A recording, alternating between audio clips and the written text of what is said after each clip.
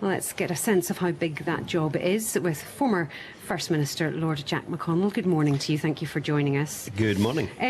One of your counterparts back in the day, Peter Mandelson, says there's plenty of hope here at conference, but what is actually needed is some realism. How do you assess the journey ahead if Labour is to win that next election? Well, that's a good way of putting it, actually. I think both in the UK and particularly in Scotland, we can obviously be more optimistic than we've been for a long time, but at the same time we have to be very realistic. No complacency.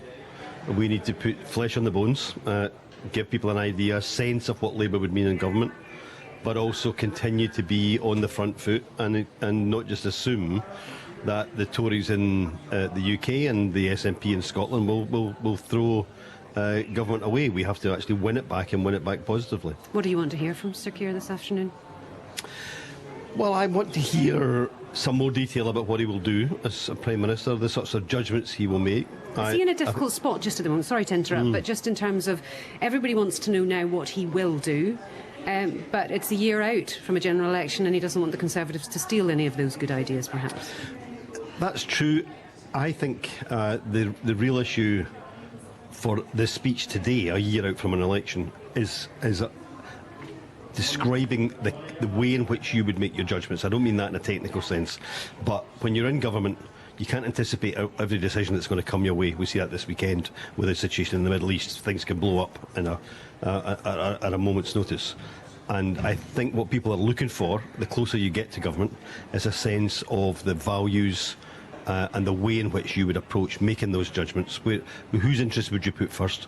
And who would you partner with, collaborate with in order to take the country forward? And I think if he can give that sense today, other ministers have put a lot of flesh out over the course of the weekend, shadow ministers, but I think if he can put that picture together today, not about him the person, but about his values, the way in which he would make judgments, I think that's probably the thing that the country's looking for to complete the jigsaw. Because if Labour wins the next general election, it inherits the worst collapse of the country's living standards in recent memory. Where do you start clearing that up?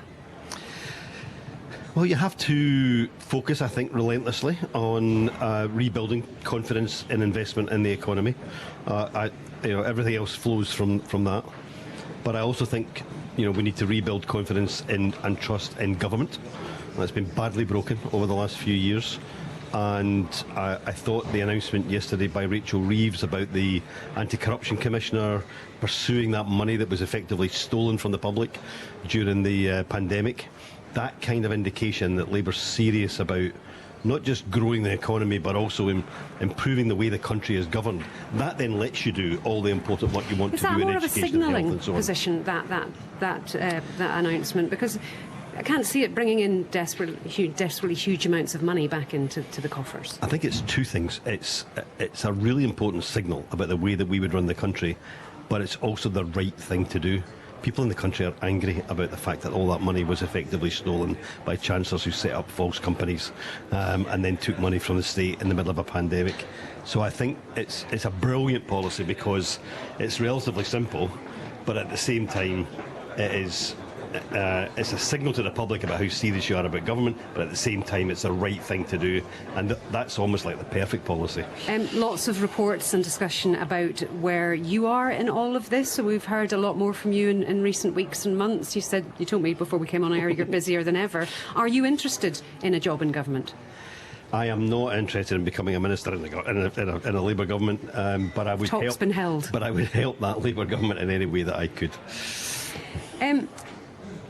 Obviously, any chance of Labour winning a general election is going to involve a lot of voters in Scotland switching both from Conservative and the SNP to Labour. But specifically with SNP voters, how do you get their attention? How do you hold their support? Presumably you can only get it for so long because they don't like the Conservatives.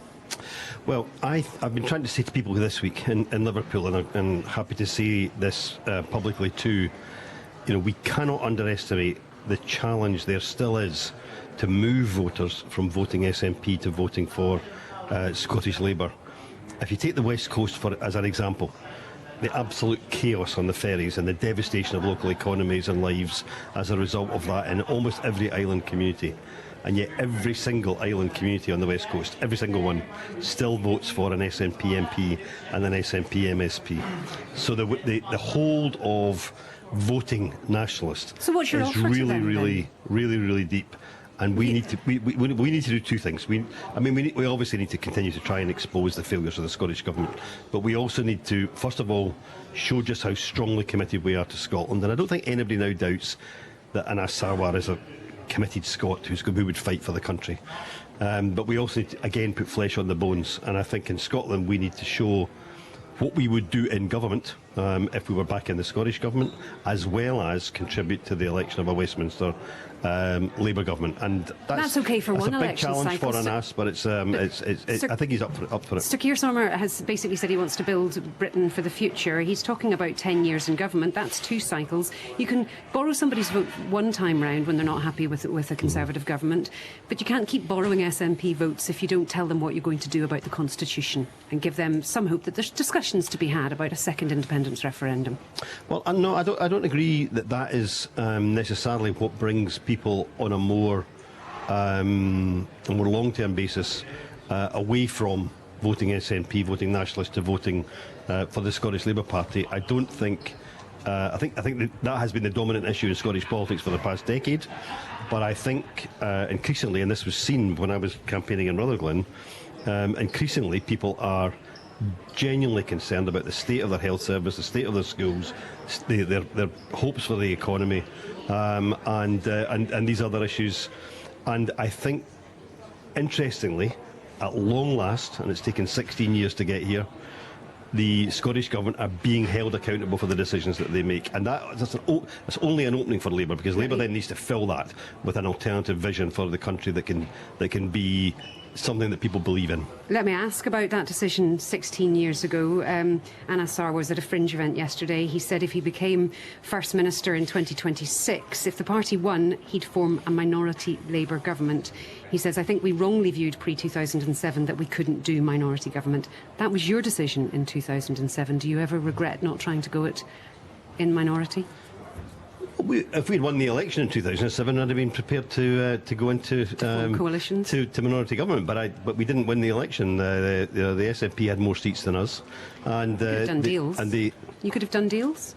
Well, I think the will of the electorate was clear on that day in 2007. And if the SNP had failed to form a government, then we would have definitely stepped in. But I think it was right for us to show respect for the will of the electorate. When we formed a coalition in 2003 under my leadership, we had an overall majority for the coalition of 2 seats in the Scottish Parliament.